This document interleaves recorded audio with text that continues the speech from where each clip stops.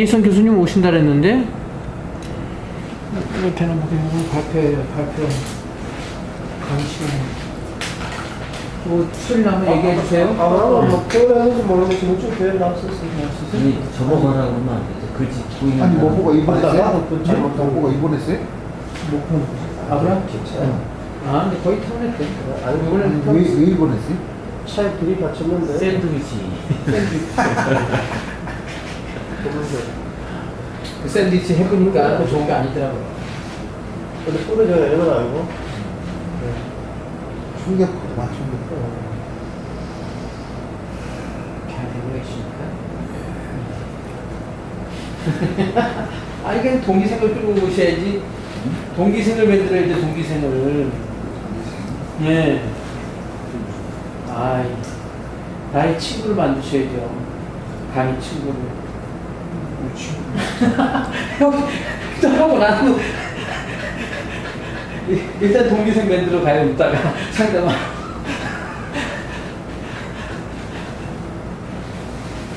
아니 저기 뭐야 신 목사님이 얘기했는데 거기서 한 번 오실 것 같다는 것 같은데 청년?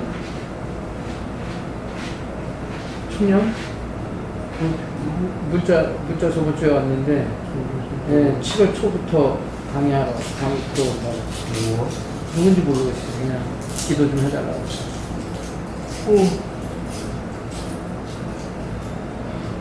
좋은 일이겠죠. 좋은 일이겠죠. 이제 다음 주가 마지막이죠? 다음 주에? 네. 학기로? 학기로 하면 그래. 네. 코스로.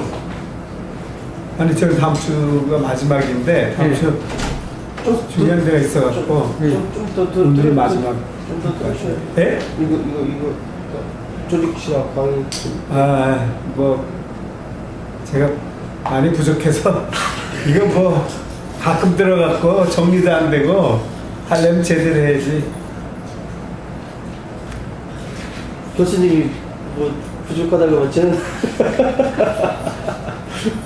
아니, 강의 듣고, 그 집에 가서 공부를 해야 되는데, 그냥 공부하기 너무 어렵기도 하고, 시간도 없고, 그래도 뭐 들으면서 좀 깨닫는 거, 키포인트, 그 정도지 뭐. 아, 그럼 강의는 계속 되는 거예요? 매, 방학이 없고? 예. 그 방학 좀, 여름에는 날씨도 더운데 방학도 좀 하고 그렇지. 아니 방학이 없다고요? 네. 방학이 없어요? 방학 없어요. 대학원. 아니 방학은 방학이지. 신학원은 방학이 있는데 대학원은 방학이 없어요. 아니 학생인데 방학이 없는 게 어떻게 방학을 만들어서 방학을 해야지. 야, 우리도 솔직히 여기 여름에는 차 막혀갖고 나가면 어마어마하게 힘들어요. 그러니까 방학이 있어야지. 근데 이 대학원은 방학이 없어요. 이거 한 번 강의하는 거 갖고는 워낙 아니, 짧으니까. 일주일에 세 번 하고서 방학. 네, 그렇게 그 대학원식으로 하면은 방학이 있는데 여기는 하루 네. 코스도 짧기 때문에 방학이 없이 그냥 풀로 가는 거예요. 일주일에 4시간이니까 너무 네. 짧아요. 풀로. 근데 신학원은 5시간이지. 신학원은 있어요. 다섯- 신학원이 다섯 있는데 시간 반. 여기는 없어요. 우리도 여름에 올라올 때는 저녁에는 그냥 꽉 막힌다고 생각해야 돼. 팔팔 털고 빠지고 나가고 그러면 이 시기에는 엄청 많이 막혀요. 그러니까 우리 교사는 초기니까 강의 듣고 가서 일주일 내내 실습하고서 그만큼뿐이 없어요. 네, 포인트 하나 찾으면 그거 갖고 그러니까 그 실습하고 10년 가운데서 가면 좋은 거예요. 모르겠죠?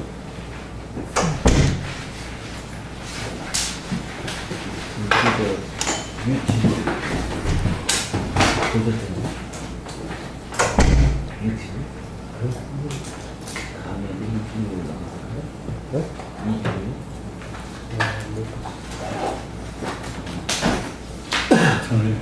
안녕하세요. 안녕하십니까. 저를 기도해 주시고. 아, 네. 사랑하고 내가 충만하신 여호와 하나님 아버지, 정말 당신의 놀라운 계획 속에서 저희들이 예수를 믿게 되고 또 이렇게 귀한 강의를 통해서 정말 주님을 알아가는데 더 큰 폭의 그 발전을 이룰 수 있도록 하여 주심을 감사합니다. 아버지, 특별히 오늘 시간에는 당신의 종 우리 조인성 목사님을 통해서 정말 이 시대를 향한, 그리고 저희들을 향한 하나님의 말씀을 받고자 합니다. 전해받고자 합니다. 주님께서 그의 입술의 모든 말과 마음의 생각을 주장해 주시고 저희들의 마음의 문을 열어주셔서 아멘. 하늘의 음성을 듣게 하시고 행동하게 하여 주시고 아멘. 또한 간과 없기는 이 신학원이 하나님의 은혜 가운데서 더욱 발전해서 정말 이 땅에 꼭 필요한 주의 종들을 길러내는 기간으로 축복하여 주셨소서. 아멘. 모든 것을 맡겼고 우리 주 예수님 이름으로 간절히 기도합나이다. 아멘.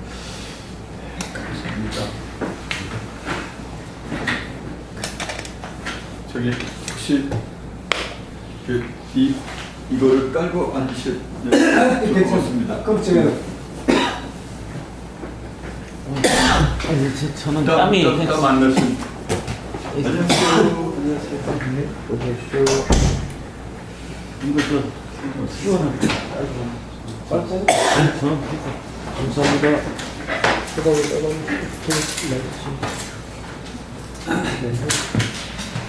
오늘 제가 회개에 대한 이야기를 좀 말씀을 드리면서 한번 우리 시간에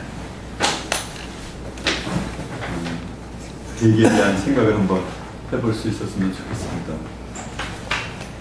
과거에는 예수를 믿는다고 하는 그 자체가 죽음이고 그리고 이 세상에서 삶을 포기하는 것이어야만 했습니다. 예수를 믿을래? 그러면 우리가 네 집안에서도 쫓겨나고 공동체 회사에서도 쫓겨나고 잘못해서 붙잡히면은 죽을 수 있는데 괜찮아? 아, 나 괜찮아요. 이렇게 해서 예수의 이름을 불렀거든요. 근데 요즘에는 어떠하냐면은 예수를 믿으면 건강해지고 자식은 잘 되고 결혼도 잘할 것이며 이 땅에서는 승진하고 회사는 잘 되고 모든 것이 통통할 것이다. 그리고 천국도 간다. 이렇게 이제 복음을 이렇게 전하죠. 그렇지 않습니까? 뭐 아프면 예수 믿으면 나을 거야. 또 이렇게 당신의 마음도 평안해질 거야. 이렇게 이제 그 모든 말이 다 틀린 말은 아니지만 그렇게 해서 이제 예수를 믿겠다고 그렇게 세웠기 때문에 실질적으로는 우리가 복음을 전해드리는 것이 아닐 수 있습니다. 우리가 예수를 믿는다고 할 때 복음을 들었다고 말할 수 없고요. 또 복음을 전했다고 말할 수 없습니다. 제가 혹시 말씀드렸나 모르겠는데 예수님께서 치료를 다 해주시잖아요. 만나는 사람마다.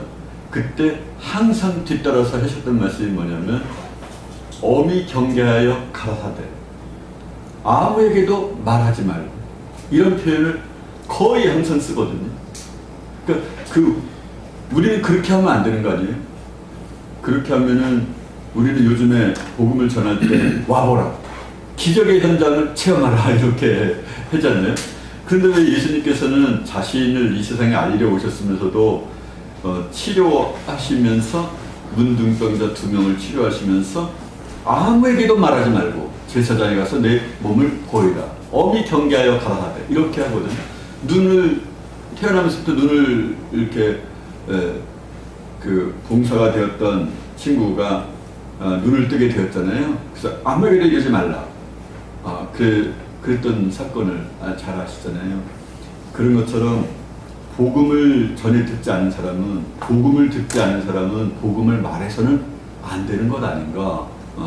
저는 정말 그런 생각을 합니다. 우리가 복음을 전해 들었지 않았기 때문에 우리를 통하여 복음이라고 생각하는 가짜 복음을 통해서 일어난 사람들이 과연 우리가 봐도 예수를 믿는가, 성경의 가치관대로 행동을 하는가 보면은 우리가 봐도 아니지 않습니까? 오늘은 우리가 한번 이런 생각을 해보는 겁니다. 나는 가짜 복음을 들었을 수 있어. 나는 가짜 복음에 물들었을 수 있어. 이런 생각을 하시면서 오늘 한번 강의를 이렇게 들으셨으면 좋겠고요. 세상이 나를 대하여 십자가에 못 박히고 내가 또한 세상에 대하여 그러하니라. 갈라디아서 6장에 있는 말씀입니다. 세상이 나를 대하여 십자가에 못 박히고 이런 표현이 뭐죠? 나는 십자가에 세상과 나는 서로가 서로에게 죽은 상태다라는 거죠. 그러니까 세상이 아무리 나를 유혹해도 내가 세상에 대하여 죽었기 때문에 내가 반응하지 않는 거죠. 내가 아무리 유혹을 해도 세상이 나에 대하여 반응하지 않는 것처럼 나도 역시 세상이 아무리 화려한 것을 가지고 흔들어도, 미끼를 가지고 흔들어도 나는 세상에 대하여 죽었다라는 고백을 바울이 하게 되는데요. 사실 진짜 회개한 사람은 그래야 되지 않을까요? 한번 생각해 보시는 거예요. 아, 바울은 신앙이 높아서 그런 거다, 이렇게 한번 생각도 해보시고, 정말 예수를 믿는 사람은 이래야 되는 거다.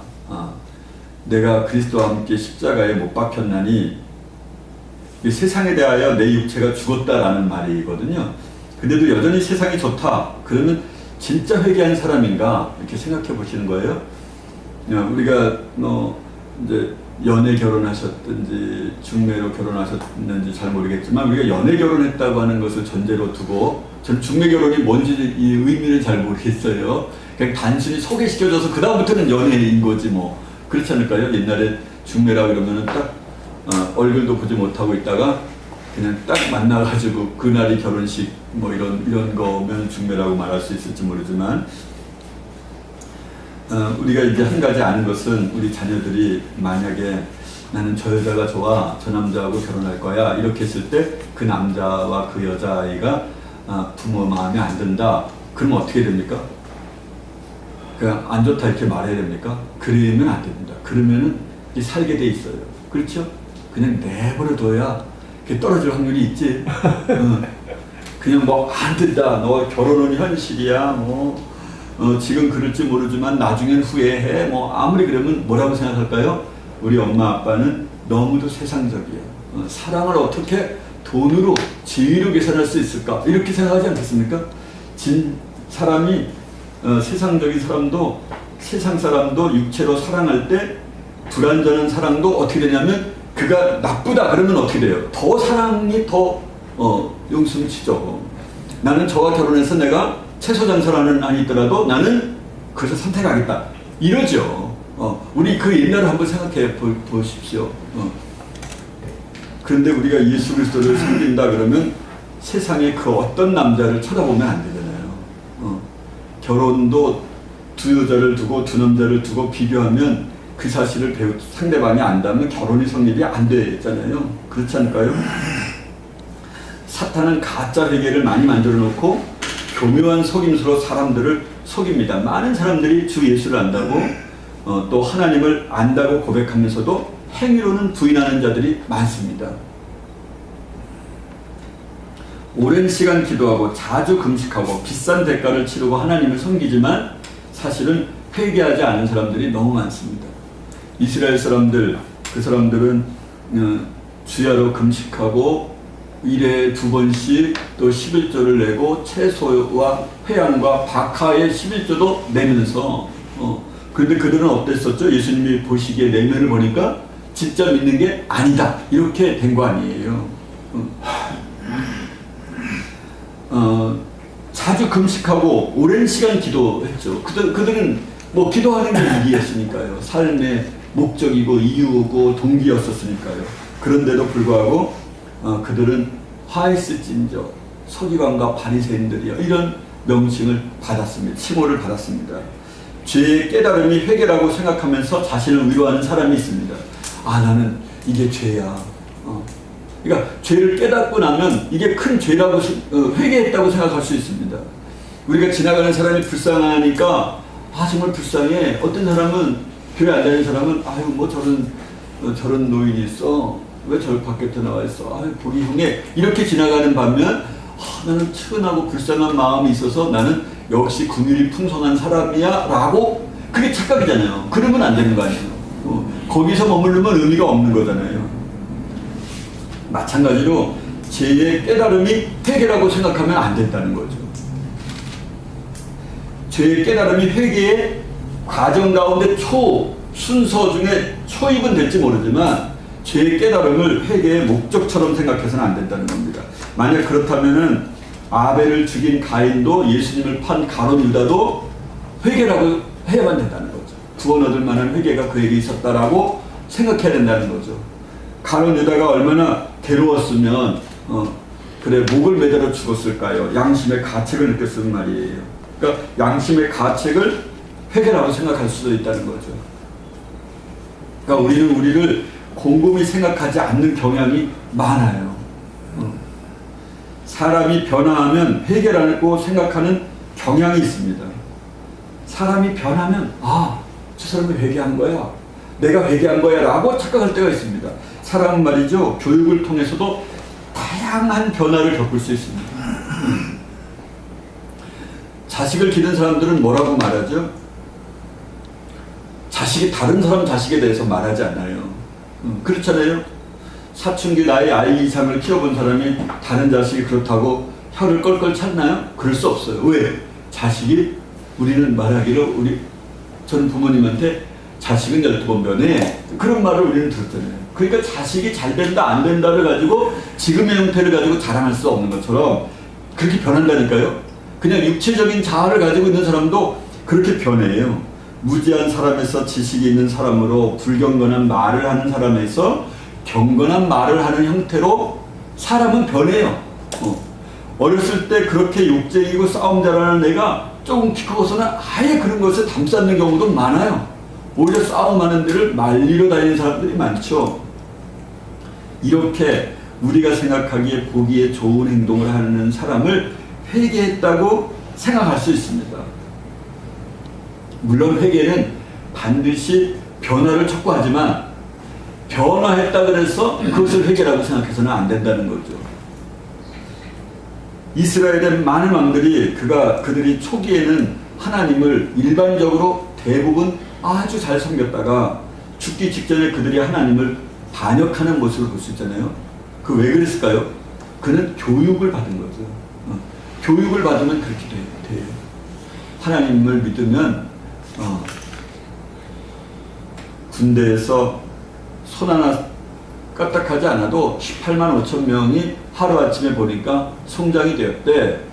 히스기야 왕 때 일이야, 너의 선칠 때 일이야. 아유, 그런 하나님 나도 믿어야지.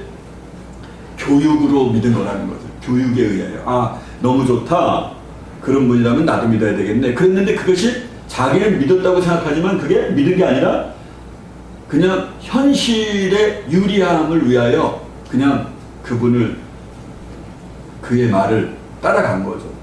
그러니까 우리가 진짜 믿는 것과 아는 것이 어떤 차이가 있는지 우리는 사실 잘 모를 때가 많이 있죠. 하지만 우리 본성이 변하지 않는다면 그 사람은 유격적일 수밖에 없습니다. 그래서 대학 교수가, 할아버지가 남녀노소 불구하고 그 죄를 짓는 것을 보면은 우리가 이해할 수 없는 거죠.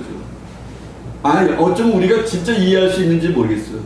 오늘 우리는 아주 우리의 이성이 더 우리의 감정을 컨트롤을 잘 해가지고 우리는 이 겉모습을 적절하게 우아하게 유지하고 있을지 모르겠지만 나이가 들어서 이성이 작동을 덜하고 감정이 그 이성을 이기고 났을 때, 그럴 때 모든 모습을 다 보이겠죠.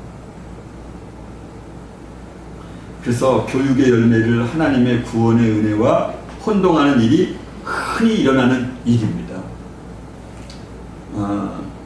무엇을 의지하여 천국에 갈 수 있다고 우리가 착각하는가, 착각하는 유형을 한번 몇 가지 보겠습니다.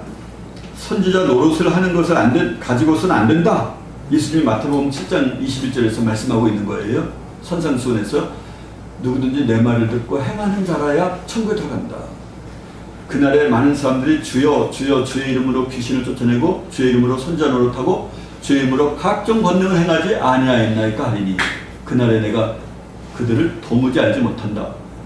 아니, 심지어 귀신을 쫓아내고 선지자 노릇하고 권능을 행했던 사람들에게까지도 나는 너희를 도무지 몰라, 도무지 모른다고 말씀하시는데 어떻게 기적과 이적이 일어나고 선지자 노릇하고 그렇게 귀신을 쫓아냈을까? 그러니까 귀신을 쫓아내는 것과 구원받은 것, 진짜 회개한 거는 다르다는 거죠.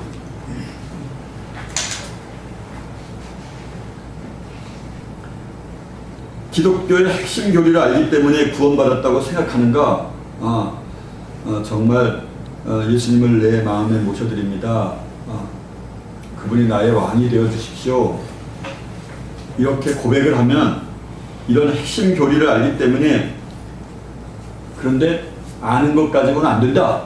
주님께서 이미 말씀하셨기 때문에 우리가 핵심 교리를 안다, 성경을 안다 라는 것을 가지고는 우리가 회개했다고 볼 수가 없습니다.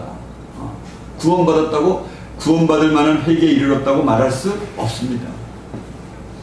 전도하는 일에 열심을 내는 것을 의지하는가? 서기관 바리새인들을 향하여 예수님께서 뭐라고 그러냐면, 저들이 바다 끝에 가서 성도 하나를 데려다가 세워놓고 뭐라고 말하죠? 대낮 지옥자식을 만드는도다. 그랬으니까 우리가 전도하는 것에 의지하면 안 되는 거죠. 신천지 전도하는 것은 뭐 얼마나 잘 전도하는데요. 그럼 그들은 전도하니까 구원을 받았을까요? 통일교 그런 전도를 잘하니까, 충성을 잘하니까 구원을 받았을까요? 그렇지 않죠. 그러면 하나님을 찬양하는 것을 의지하는가? 다니엘서에 보면 잘 아시는 것처럼 느부갓네살 왕이 짐승이 다 되고 난 후에, 짐승이 되고 나서 7년 후에 사람이 되어서 첫 번째 외치는 자의 소리를 들으셨죠. 그의 언어가 얼마나 아름다운지. 여러분 한번 다니엘서의 느부갓네살 왕이 하나님을 향하여 찬양하는 노래를 들어보십시오. 그의 노래는 감히 우리 인간이 그렇게 아름다운 언어로 하나님을 찬양할 수 있을까? 그렇게 아름다운 찬양을 합니다. 누구든지 하나님에 대하여 부정적으로 이야기하는 사람이 있으면 그 집안 가문 모두를 무덤더미로 만들어버리겠다. 이렇게 외칩니다. 천상천하에 여호와 같으니 어디 있을까? 이렇게 아주 기가 막힌 찬양을 합니다. 그럼 느부갓네살 왕은 회개해서 구원을 받았을까요? 홍해를 건넌 이스라엘 사람들이 찬양의 소리를 들으셨죠. 춤을 추고 얼마나 기가 막힌 사망의 골짜기에서 홍해를 건너고 자기를 죽이려고 왔던 사람들을 수장시켰던 그런 사건들이 있습니다. 그 얼마나 찬양을 했습니까? 그런데 그들이 반역하고 또 반역하고 반역해서 고라의 자손 같은 경우는 200여 명이 그냥 땅에 나가서 죽기도 하고, 불이 나와가지고 사람들을 삼키기도 하고 수없이 많이 그러지 않았습니까? 회개는 마음과 생활에 철저한 변화를 의미합니다. 회개는 말이죠, 마음과 생활의 철저한 변화입니다. 회개는 나의 옛자를 몰아내고 예수님을 나의 왕으로 모셔드리는 것, 이것이 회개입니다. 왜 회개가 그러냐? 그러면 첫째는 회개를 한다는 것은 뭡니까? 내가 얼마나 추악한 죄인인지, 나는 정말 인간도 아닌 이 세상에 그 어떤 것보다도 부패해 있다라는 것을 처절하게 고백을 하는 거거든요. 그걸 인식하는 거잖아요. 그러면 그 다음에 구하는 게 무엇일까요? 그런 사람이 하나님으로 나를 채우십시오. 나는 영원히 부패해 있고, 내가 오늘 이 같은 고백을 하지만 난 내일이면 또 동일한 고백을 하게 될 것입니다. 악한 나를 용서하시고 내 안에 그리스도가 내 안에 오시옵소서. 이게 나의 옛자, 내 옛자의 왕을 몰아내고 나로 인한 모든 의사결정인 것을 집어치우고 오직 예수가 왕으로 삼기 위하여 내 안에 예수를 영접하는 행위, 이것이 회개의 과정 가운데 일어나는 일입니다. 예수님이 왕으로 내 안에 오시기 전에는 어떤 일이 있어야 되냐면, 내가 왕으로 있던 나의 왕을 내가 쫓아내야만 하거든요. 이것은 저는 개인적으로 이렇게 생각해 볼 때, 고난당하지 않은 사람은 나의 옛자를 몰아낼 수 없습니다. 고통당해보지 않으면은 나의 왕된 자리에서 내가 쫓겨나가지 않습니다. 세상 사람들은 그저 자기가 왕이 되어서 자기가 쾌락을 누리고 자기의 일에 의해서, 계획에 의해서 살아가는 사람들이 많이 있지 않습니까? 그러니까 내가 죽을 만큼 아파보지 않은 사람은, 고통스러워보지 않은 사람은 자기 몸에서 자기의 왕을 자기가 쫓아낼 수 있다는 것은 불가능한 것이 아닌가, 그런 생각을 해보게 됩니다. 그래서 이스라엘 사람들에게도 홍해를 가로지르는 그런 거대한 기적 후에 끊임없는 고난의 행군들을 하게 되는 것이죠. 우리의 인생도 하나님께서 끊임없는 그런 고난의 길로 우리를 인도하셔서 우리를 왕된 자리에서 우리를 몰아내도록 요청하시는 것이죠. 성령의 거룩하게 하심과 성령의 새롭게 하심으로 회개하게 됩니다. 우리를 거듭나게 하사 산소망이 있게 하시며 이스라엘로 회개하게 하시는 분의 역사로 우리는 거듭날 수 있습니다. 회개는 죽는 상태에서 다시 사는 것이고 새로운 창조이고 하나님의 능력으로 이루어지는 것이고 참된 그리스도인으로 머리부터 발끝까지 새로워지는 것입니다. 누구든지 그리스도 안에 있으면 새로운 피조물이라. 이전 것은 지나갔으니 보라 새 것이 되었도다. 이것은 예수를 믿은 지 10년, 20년이 된 후에 고백하는 것이 아니라 예수를 믿자마자 이루어지는 현상입니다.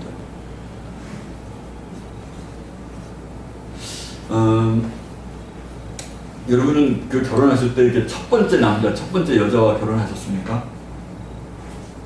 아니면 많은 여자를 만나고 나서 많은 남자를 만나서 결혼하셨습니까?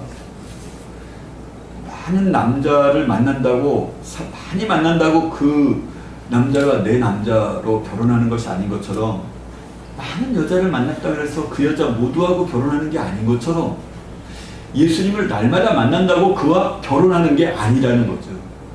세상 사람들은 하나님을 만난 후에 내 삶이 변화됐어요. 이 말은 정확하게 말해서 회개가 아닐 수 있어요. 이스라엘 역대 왕과 유다의 역대 왕과 비슷한 거죠. 마지막에 부인할 수 있습니다.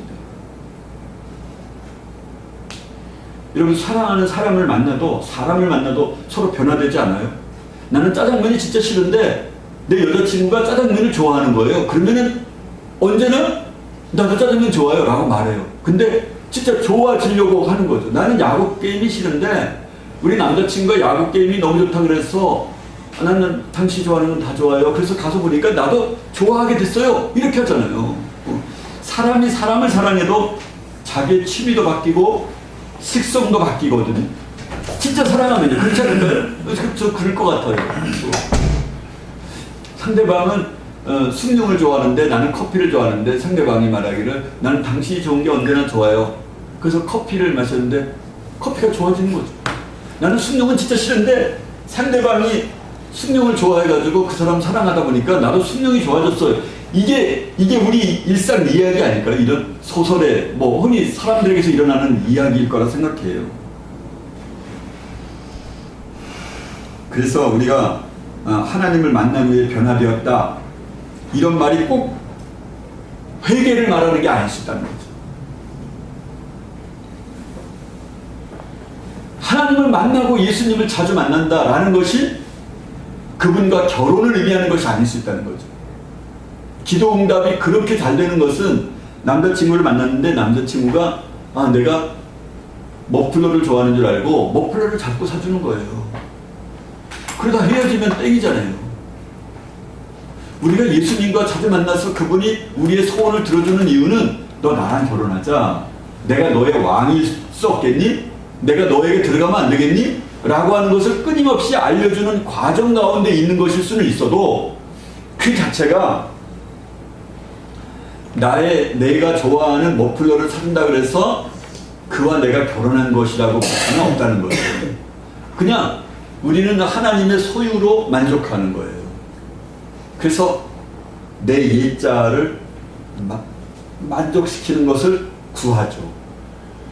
내 예자를 만족시키는 것을 구하는 거예요. 근데 예수님은 뭐라 그러는 거예요? 끊임없이 나는 내 예자를 몰아내어라. 예자가 좋아하는 것이 우선이 아니라 나를 사랑하고 나를 갖는 것이 너의 가장 큰 선물이다. 이렇게 꾸준히 알려주시는 거잖아요. 그래서요, 진짜 예수를 믿는 사람은 이 세상 것을 원하지도 않지만 설령 이 세상 것을 원한다고 하더라도 안 주시죠. 가장 화려하고 아름다운 것은 안 주세요. 왜? 거기에 마음을 빼앗겨서 예수가 최고가 아니라 이 세상의 것을 구하는 것이 최고인 줄로 알까봐 이 세상의 것, 내가 가장 좋아하는 것을 안 주시죠. 그래야 그 사람이 예수는 나의 모든 것이에요. 나는 예수밖에 내게는 없어요. 라는 고백을 이끌어낼 거 아니겠어요? 회개는 모든 것이 새로워지게 하는 것입니다. 왜냐하면 성령께서 그의 주인이 되어 주시기 때문에. 사람을 바라볼 때도요, 남성에게는 그런 거예요. 내 아내만 여자이고요, 나머지 남자 여자는 다 천사로 바라보는 거예요. 다른 여자를 더 이상 여자로 바라보지 않고, 다른 남자를 더 이상 남자로 바라보지 않고, 모든 사람을 천사로 보는 거예요. 내 아내, 내 남편만 유일한 남자고요, 내 아내만 유일한 여자이고요. 그러니까 다른 여인, 다른 남자를 바라보고 음란한 생각을 가질 수 있을까요? 그런 상상을 할 수 있을까요? 그럴 수 없죠.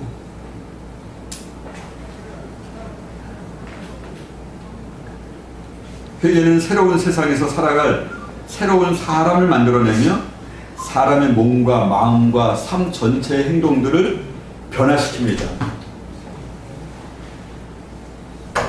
우리의 눈은 음욕적인 감각으로 바라보던 우리의 눈이 다른 사람을 어떻게 하면 도울 수 있을까? 긍휼의 눈으로 바뀌게 됩니다.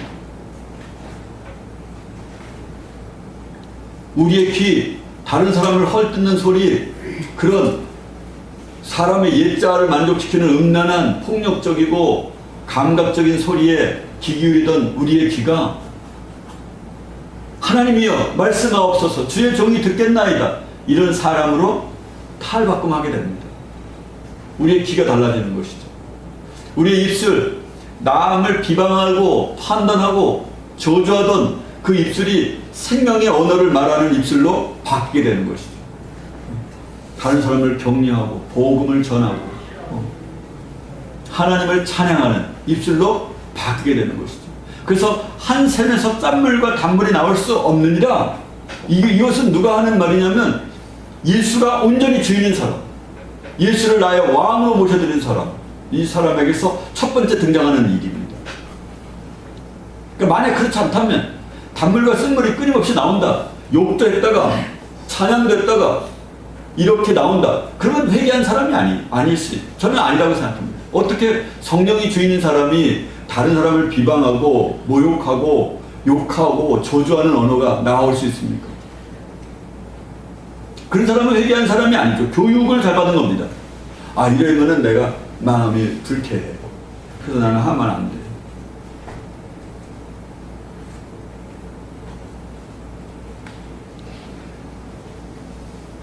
우리의 손과 발도 달라지는 것이죠. 우리의 몸도 달라지는 것이죠. 회개한 사람은 자기의 마음이 썩어있고 오염되어 절망적이라는 것을 깨닫게 됩니다. 자신이 철저히 더러우면 머리끝에서부터 발끝까지 부패하다는 것을 알게 됩니다. 그리스도에게서 흠모할 만한 것을 발견했기 때문에, 숨겨진 보물을 찾았기 때문에 자기의 소유를 다 팔아서 그 밭을 살 것입니다. 자기의 소유가 무엇일까요? 내가 누리고자 하는 행복, 내가 이 땅의 육신 가운데 있는 동안에 보고자 했던 모든 나라들, 모든 광경, 그리고 내 배를, 내 입술을 즐겁게 해줄 나의 모든 먹을 것, 나의 꿈, 나의 자녀로 인한 소망들, 이런 모든 것이 내 소유죠. 내 인생의 유일한 소원은 오직 예수 그리스도입니다. 이렇게 고백하는 것이죠. 제가 오늘 한 20분 동안 이렇게 걸어오면서 그런 생각을 했습니다. 만약 오늘 전쟁이 지금 이 시간에 일어난다면 내 마음은 어떨 것인가? 내 자녀는 아직 그렇게 많은 사람들에게 전도를 아직은 못했는데 괜찮은 것인가? 근데 전쟁을 주관하시는 분이 하나님이시라고 하는 것을 인정한다면 일찍 죽는 것도 하나님의 놀라운 은혜다, 그런 생각이 들었습니다. 왜냐하면 오늘까지는 정말 이 사람이 별로 죄를 안 졌는데 내일의 큰 죄를 저어가지고 예수 믿든지 안 믿든지 간에 말이에요. 져서 결국에는 죄를 더 쌓아놓으면 이 사람은 배나 지옥으로 갈 거 아니에요. 젖먹이 때 죽었다. 우리는 생각하기를 젖먹이가 무슨 죄가 있다고 이렇게 말할 수 있지만 인생이 생겨나면 내내 죄 가운데 사는 건데, 제가 요즘에 최근에 조그만한 강아지를, 요만한 강아지를 강제로 키우게 됐는데요. 이 강아지가 하는 일을 가만히 보니까 우리 인생의 일과 별로 다를 바가 없더라고요.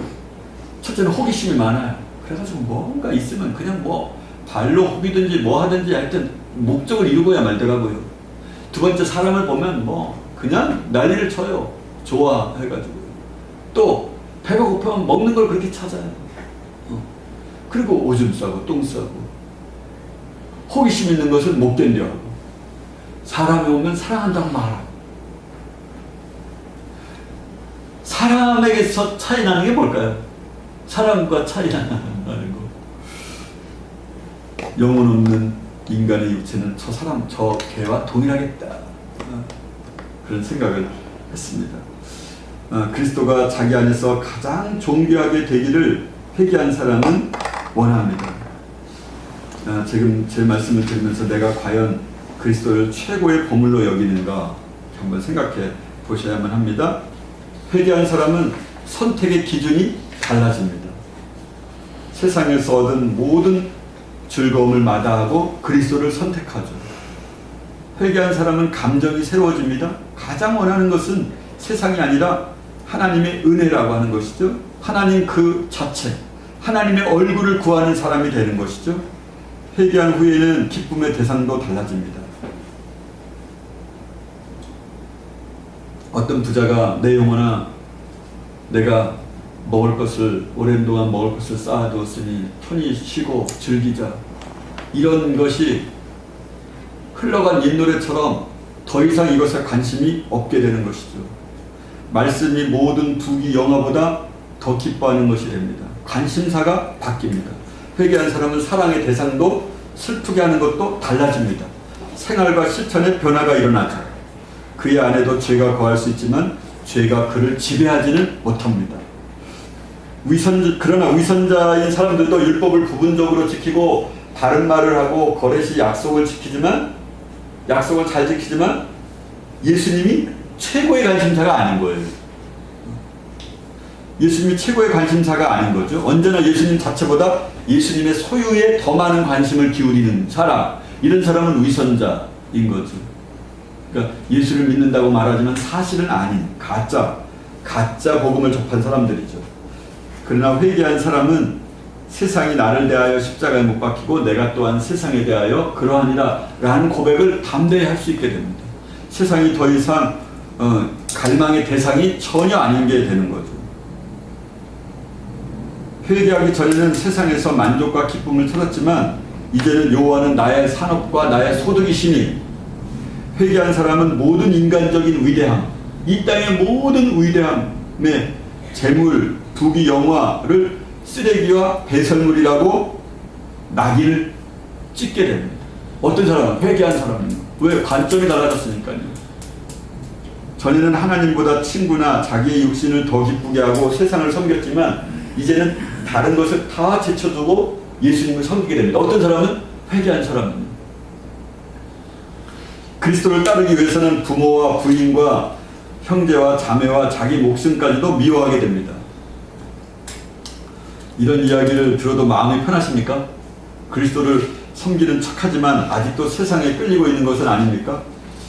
진정으로 회개한 사람은 그리스도를 최고의 가치로 여깁니다. 구원받은 사람에게 있어서 명예는 헛된 쓰레기에 불과합니다.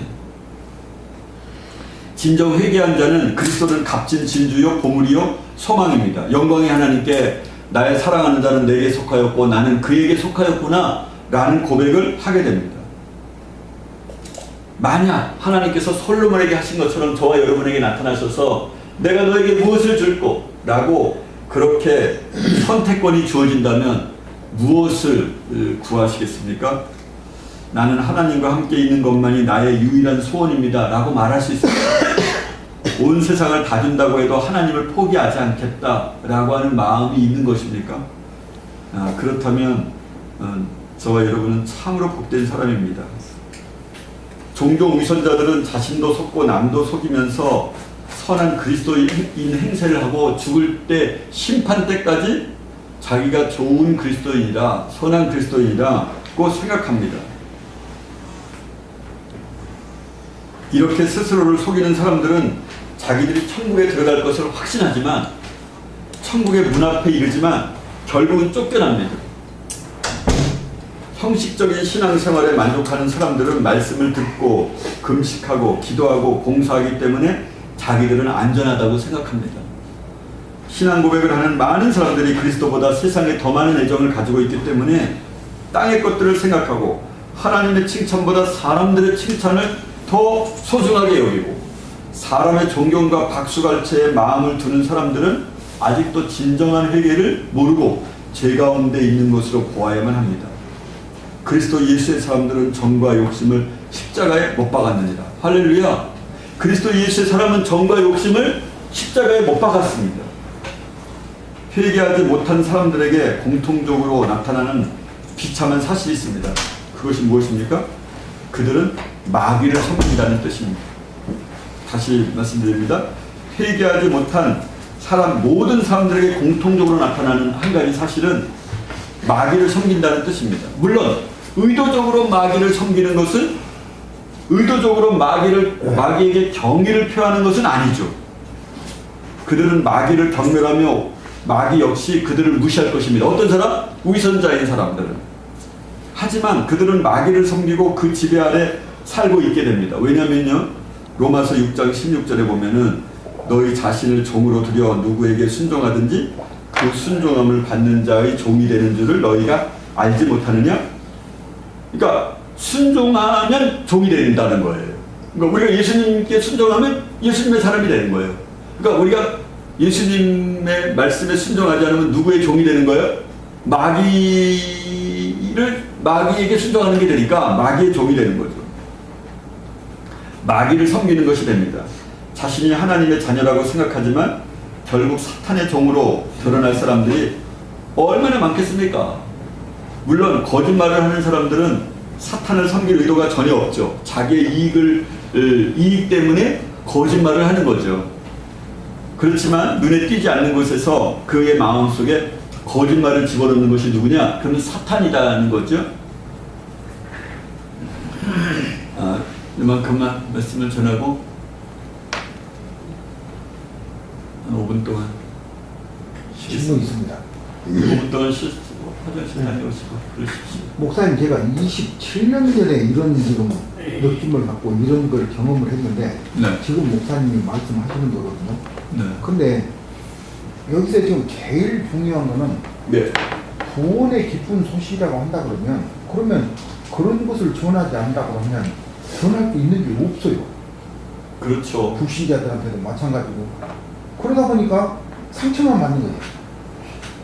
그러다 보니까 뭐 복 받은 것도 뭐 예수님을 믿는 게 아니다. 그렇지. 믿는 건 아니지. 그렇게 하다 보니까 그럼 저 사람 뭐냐 그러면 그런 식이 되는 거예요.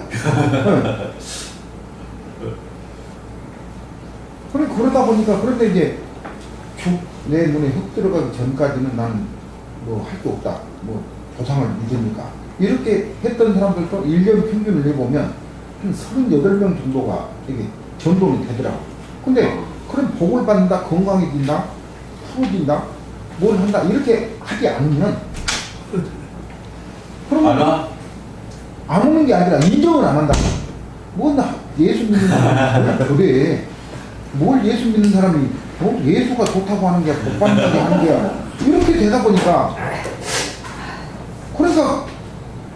그러니까 목사님 말씀하시는 것처럼 회개를 했다고 한다 그러면 한 입에서 욕도 나갈 수가 없고 칭찬도 나갈 수가 없고 한 가지만 나가야 되는데 충분히 그렇게 된다? 또 내 목숨까지도 바칠 수 있다? 그렇게 지금 다 했으면서도 말을 들어보면 더 지금 대단한 사람들을 만나면 내가 지금 생각했던 것보다 더 대단한 걸 말을 하니까 그렇게 꼭꼭 믿게 되는 거야. 아, 내가 저 단계를 넘어선다면 나도 저렇게 되지 않겠는가. 그건 나중에 보면 뒤통수를 만들고 있다는 거예요. 나중에 보면 입 따로 행동 따로가 다 돼 있다는 거죠. 그러니까 지금 목사님 말씀하신 건 27년 전에 뭐 26년 전에 그런 지금 상태로 살아가면서 그렇게 접하다 보니까 점점 상처만 받는 거고 점점 이것이 과연 내가 지금 과연 이렇게 지금 믿는 게 정상적인 것인가. 그래서 아직까지도 지금 초심을 지금 간직하고 있는 거는 그때 당시에 정말 그런 지금 상태가 됐었고 지금 말씀하신 것처럼 그런 지금 경험이 했으니까 지금까지 견디고 있지. 그렇지 않으면 그래서 사실은 이번에도 지금 경험을 한 게 우리 직원들한테 보증을 좀 서달라고 우리 직원들은 다 했는데 다 핑계를 다 대요. 뭐 남편이었다고 뭐 왔다고 뭐셨다고 너무너무 충격이 커서 그래도 지금 회장님이 보증 하나 서달라고 하면 그래도 누구 하나 서주지 않겠나 하고 보증인 하나 넣겠다 내 신용이 부족하면 그렇게 했는데 막상 그렇게 되다 보니까 요 핑계 저 핑계를 해가지고 직원 중에 보증 하나 설 사람이 없더라고. 그래서 오늘 아침에 성경에가 보증을 서지 말라고 하는 그런 지금 내용이 나온다고 하는데 그래서 지금 오늘 아침에 좀 확인을 했는데요. 근데 목사님, 그거는 어떻게 됩니까? 기쁜 소식이 그렇게 지금 예수님을 만나면 맥힌 게 매듭이 풀어진다. 그런 소리를 안 한다고 한다 그러면 그럼 어떻게 지금 복음을 전해야 되죠? 목사님 말씀, 목사님 말씀, 저도 정말 이제 볼 때마다 이렇게 많은 찔림을 받는데, 근데 이걸 뭐 절대 목사님 말씀에 뭐 대항하는 그건 아니고, 다만 여기 보면은 마시배가 터졌네요. 이제 베드로가 여자와 이르되 보소서 우리가 모든 것을 버리고 주를 따랐나이다.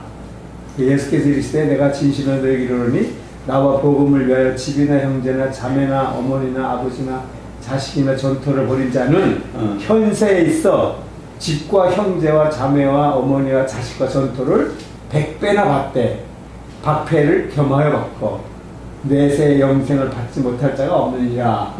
그러니까 물론 고난을 받지만 또 100배를 받는다고 그러셨는데 이거를 어떻게 해석을 하고 또 우리 믿음의 후배들한테 전해야 될까? 만약 이 말씀을 가지고 온 마음 갖고 네네네. 이제 이것부터 말씀을 시작하면 욥이 모년에 받은 복은 처음보다 갑절로 받게 되잖아요. 뭐 그의 딸은 이 세상에서 게렌 합국이라 이 세상에서 가장 아름다운 여인이다 이런 가장 아름다운 여인을 딸로 두고 그리고 그 모년에 배나 재산을 받았단 말이에요. 그런데 욥이 그렇게 받은 것이 욥에게 기쁨이 되었을까요? 제 생각에는 욥은 더 이상 그런 이 세상에 받은 것을 가지고 기쁨으로 여기진 않았을 것 같아요. 왜냐하면 하나님을 만나자마자 하나님 나 왜 이런 일이 있었어요? 그랬더니 느닷없이 나타나가지고 야 나랑 마귀랑 사탄이랑 이렇게 게임을 하다가 이렇게 해서 미안해 나 그렇게 하는 줄 몰랐다 이 새끼가 뭐 이 사탄이 뭐 이렇게 했으면 좋은데 느닷없이 너 우양이 새끼 치는 줄 알아. 뭐 땅이 기초를 놓을 때 너는 어디 있었어. 뭐 막 이렇게 하니까 예 주님 제가 전에는 한두 번 말하였지만 전에는 귀로 내가 들었었더니 이제는 눈으로 주를 보나이다. 내가 전에는 내 입술을 열어서 말을 하였지만 내가 이제는 내 입술을 닫겠습니다. 라고 말했던 그 사안으로 볼진데 욥은 더 이상 이 세상의 것을 가치 있는 것으로 보진 않았던 것 같아요. 그럼 왜 그랬을까? 이것은 성경을 읽는 사람들이 전혀 하나님을 믿지 않는 사람들이 그것을 바라보고 하나님을 믿으면 이렇게도 되는구나 라고 하는 것을 알려주기 위해서가 아닐까 그런 생각이 첫 번째 들고요. 오늘 그 말씀은 이미 전토나 자식이나 부모나 자기 자신을 버릴 정도의 사람이라면 어떨 것 같으냐면 5살 배기가 저희들도 어렸을 때 보면 뭐 구슬이 전부인 줄 알잖아요. 그래서 저는 하여튼 주머니에 수백 개씩을 이렇게 움켜쥐고 잠을 자면서 이것을 만지면서 잤거든요. 그러니까 어머니는 항상 밤 9시, 10시에 이제 시장에 갔다가 들어오셔서 이거를 주물르고 자면은 우리 어머니가 그냥 옷을 왕창 벗겨가지고 다마가 그냥 슉 흩어지면 방바닥에 그거 주우려고 번뜩 깨가지고 그러면 안 된다고 그러면 그냥 밖을 집어던지고 그랬던 기억이 나는데 그게 저에게 지금 있어서는 더 이상 그게 즐거운 것이 되지 않은 것처럼 이미 자신의 목숨, 부모, 처자, 본토 이것을 버린 사람에게 있어서는 그가 이 세상에서 이 받은 재산이 더 이상 가치 있는 것이 안 될 것 같아요. 근데 지금 회개를 가르칠 때는 뭐를 가르쳐야 된다고 생각하냐면 예수를 믿으면 달라져야 돼. 내가 여기에 사물을 두고 있으면 안 돼. 우리가 11조를 바칠 때도 이제 그러잖아요. 11조를 드리면은 내가 창고에 쌓을 곳이 없도록 굳지 아니하나 시험하여 보라.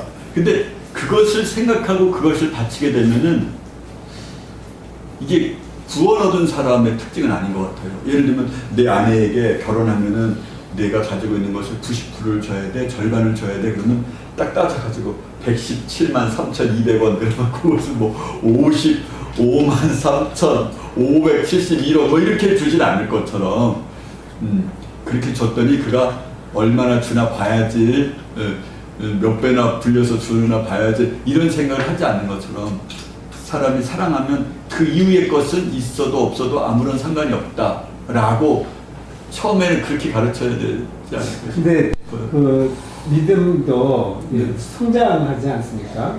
네. 초신자들은 사실은 이제 물론 뭐 처음 복음을 듣고 깨닫고 확 변하는 사람도 있지만 전도를 받으면서 점점점 예수 믿으니까 참 시험도 잘 보고 뭐 이렇게 되네 이렇게 했던 사람들 그래도 남아있으면 문제인데 그런 과정을 통해서 예수님을 믿는 믿음에 대한 믿음에 대한 확신을 갖게 되고 그러면서 점점 배워보니까 고난도 함께 받는구나. 그래서 그 고난에 대해서 기뻐하고 그러면서 이렇게 성장되는 것도 있지 않습니까? 이게 처음부터 그냥 저는 고난만 받아라 그러면 불쌍하게 없을까? 이런 생각이 들어요. 이 사람은 예수 믿는 사람이 아닌 거라는 거지. 그 사람은 시험도 잘 보고 구하는 것마다 되어지고 이러는 것은 예수 믿는 사람이 아닐 가능성이 많이 있는 거지. 그러니까 과정 중에는 아니 근데 예수를 어느 날 내가 왕된 자리에서 그러니까 제가 그런 말씀드리는 거야. 여자를 계속해서 만나. 그럼 뭐 선물도 주고. 아니 만나야 결혼할 거 아니야. 어떤 사람은 이제 계속 선물을 주고받다가 진짜 이 사람하고 나 결혼해야 되겠네. 딱 그런 생각이 되었을 때는 이제 자기의 왕을 버리고 예수님의 왕으로 이렇게 삼는 그런 과정이겠죠. 네. 근데 제가 이제 이렇게 말씀드릴 이유 중에 하나는 우리가 하나님을 만난다고 그것을 구원이라고 착각하면 안 된다라는 것을 강조해서 말씀드리다 보니까 이제 그랬던 것 같아요. 네, 저희 그 교회 뭐 초신자들이 이제 많이 있잖아요. 거의 다 초신자다 그죠? 네, 거의 다 간증한 내용이 조금 바뀌어지더라고요. 처음에는 간증할 때 이제 좋고 하다가 이제는 힘들고 기도가 그대로 응답이 안 받아도 그래도 좋다 이렇게 이제 변하고 있어요. 그래서 그걸 보면서 야 진짜 믿음이 자라는 거를 느끼게 되고 또 자기들이 희생을 하면서 교회를 섬기려고 하는 걸 보니까 그래서 말씀을 네, 맞아요. 그런데 네. 믿음이 자란다고 하는 거는 그 깨달음이라고 나는 지금 생각을 하거든요. 믿음이 자란다고 하는 거는. 뭐 같은 얘기 아닐까요? 뭐 이게 언어가 얼마만큼의 폭을 가지고 어휘를 담느냐, 뜻을 담느냐의 차이이지 뭐, 그렇죠? 네, 맞습니다. 근데 저는 그게 중요한 게 아니고요.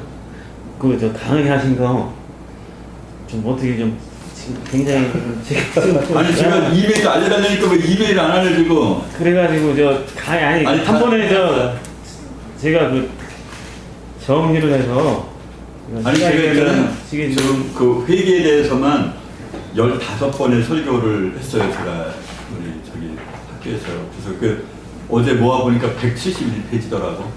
아니, 그러니까 이걸 그게 이런 형태로 해놓은 게. 매일 불렀어요. 그래서 아니 여태까지 그 아니 강의가요. 이철 목사님 우리 저희 이메일 주소 안 가지고 있나? 그래서 이메일을 제가 그 저기 입학원에 다 써놓은 것 같은데. 다 갖고 있을 거예요. 그래서 아니 제가 오늘 적어 드릴게요. 근데 그 굉장히 지금 그 여태까지 모든 강의가 너무 저 대단해가지고 제가 아유, 할렐루야. 아유. 저는 지금 저 그런 거 아니 그 예를 들어서 강의가 어떤 알거든요. 내용 아는데 이렇게 구체적으로 지금 그 그러게. 상당히 지금 너무 구체적이거든요.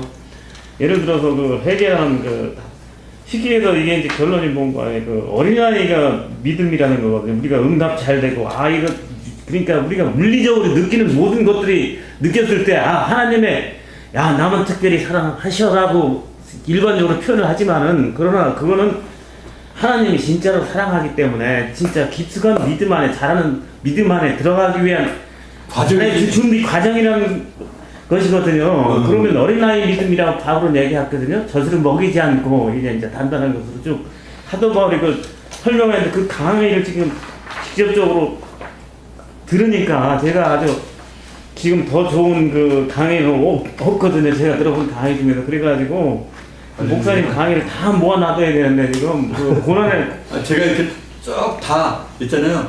그 전체 제가 하는 거는 100% 다 이렇게 입력해놔서 언제든지 제가 그 첫 강의 드렸을 때 고난의 의미 있잖아요. 고난의 의미인데 그거는 그 종교 비교학적으로 봤을 때 고난의 의미가 불교에서도 굉장히 고난의 의미를 중요시하거든요.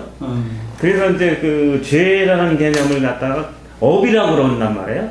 업이라고 그러기 때문에 그 업을 다 처리가 됐을 때 그 업을 처리하는 방법이 108번내는 방법으로 해서 맨날 자기 죄를 자학을 통해서 계속 그 자기를 번뇌를 하는 거거든요. 그랬을 때 그 죄가 다 없어지고 다시 그 업이 다 끊어지지 않았을 때 다시 환생해서 다른 동물로 태어나고 그래서 이제 어떤 그 불교 교리가 그런 거거든요. 그래서 그게 그 업이 다 끝났을 때 해탈이라는 과정을 가지고 부처가 되는 거거든요. 결국은 근데 이제 종교 비교학적으로 그걸 다 해놓는데 결국 석가는 그러질 않았어요. 석가는 최종적으로 나는 길만 가르쳐줄 뿐이고 나는 올바른 길이 아니다. 다시 내 뒤에 있는 야수라는 사람이 올 것이다. 그래서 이제 그 해석을 갖다 예수라는 사람도 있고 이제 여러 가지 해석을 해요.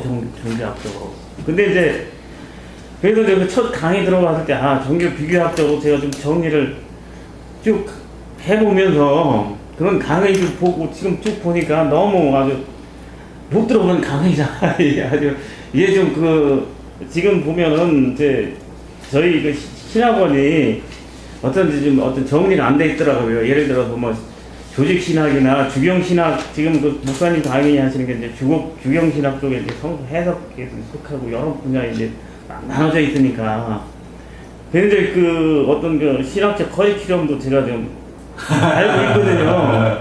그래서 이제 저 주경 신학 쪽에 성서 신학과 우리 저 학장 목사님 성서 신학 쪽 하시고 쭉 그 목사님들 강의 알고 그리고 이제 역사 신학 쪽에는 이제 뭐 교회사라든지 그리고 뭐 성경 해석하기 쭉 이 커리큘럼 그 구조적으로도 다 알고 있는데 근데 이제 실제적으로 제가 여태까지는 그냥 그런 쪽으로 듣는데 실제적으로 그 너무 좀 강의가 깊으셔가지고 제가 지금 아주 은혜도 될 뿐더러 참 그 지식적으로도 그 해결하는 게 이런 단계까지를 이르게 하는구나라고 굉장히 지금 강의가 너무 좋습니다. 저는 딴 질문보다 감사합니다. 저는 그 첫 강의도 지금 기억하고 있거든요. 저는 기억이 안 되는데. 그 고난의 의미에 대해서 제가 봤을 때 첫 번 들었을 때 그랬었어요? 우리 저 신집사님 때문에 따라왔는데 그냥 쭉 그 유인물을 보면서 보니까는 그래서 이제 저는 사실 그 부분 강의 들으면서 이렇게 확장해서 이제 남들한테 이제 지식을 전할 수는 있는데 그게 중요한데 그 알맹이를 저한테 가르쳐 주셨기 때문에 그래서 이제 제가 너무 좋아가지고 저는 딴 뭐 질문보다 제가 그 강의를 다 좀 그 욕심인데 좀 당연히 100% 제가 그렇잖아도 요즘 며칠 전에 어떤 생각을 했냐면 아 내가 회계에 대해서 이렇게 설교를 많이 준비했었는데 아 이거를 내가 책으로 하나 한 59만 만들까? 그러면 한 2,000원 정도 되거든요. 한 권. 그 이제 이 특허를 내는 사람을 이렇게 추적하다 보면 우리나라에서 제일 1등 인쇄소인 거예요. 그래서 이 많은 사진 하나 뽑는데 300원. 예. 저만한 길이도 달력을 만들어서 애들 그 사진을 이렇게 하는데 한 10,000원. 12장 했는데 그 정도면 뭐 인건비 여기다 갖다 주는 택배비 뭐 다 포함해가지고 그럴 정도인데 그래서 제가 좀 그 만들어서 한 20-30분 만들어서 나눠드릴까 뭐 그런 생각도 들었는데 그래도 달라고 그러시면 저는 너무너무 행복해요. 달라고 그러기만 하시면 근데 어느 때부터인가는 제가 어떤 생각을 했냐면 전에는 그냥 요약해서 한 2장 정도를 가지고 했었는데 요즘에는 어느 때부터인가는 아예 토시 하나도 다 써요. 그래가지고 한 번은 쭉 뽑아요. 뽑아서 너무 균형 감각이 없게 너무 이건 많고 이건 너무 적은 건 아닌가 봐가지고 순서도 앞뒤로 바꿔놓고 몇 차례 그렇게 한 다음에 또 완성하고 또 하기 전에 또 바꾸고 제가 이제 그러는데 달라고 그러시기만 하시면 뭐 10번 100번 드릴 수 있는 거니까 언제라도 드릴 거 걱정 마세요. 근데 안 쓰셔도 되세요. 또 제가 이렇게 말씀드리는 것이 저는 이게 장로 때까지 있으면서 이게 사실 제 영혼에게 하는 말이에요. 왜냐하면 제가 정말 가짜였거든요. 많은 기적과 이적이 일어나는지 몰라요. 전화로 그 엄마가 옆에 있고 딸은 여기서 자고 있는데 딸의 아픈 부위에 한 손은 손을 놓고 한 손엔 전화기를 들고 전화 기도를 받으면 이 아이의 암이나 이런 것이 치료돼가지고 그 다음 주에 우리 학교 제가 다니는 교회에 와서 같이 예배를 드리고 뭐 그랬었거든요. 그럴 정도로 그런 기적과 이적이 많이 일어나고 뭐 기도원 집회를 1년 전에 예약을 할 정도였어요. 이렇게 문을 열고 문 밖에 있는 사람이 더 많았어요. 제가 간다 그러면은 뭐 테레비 같은 걸 옛날에는 이만한 거 있잖아요. 이만한 하면은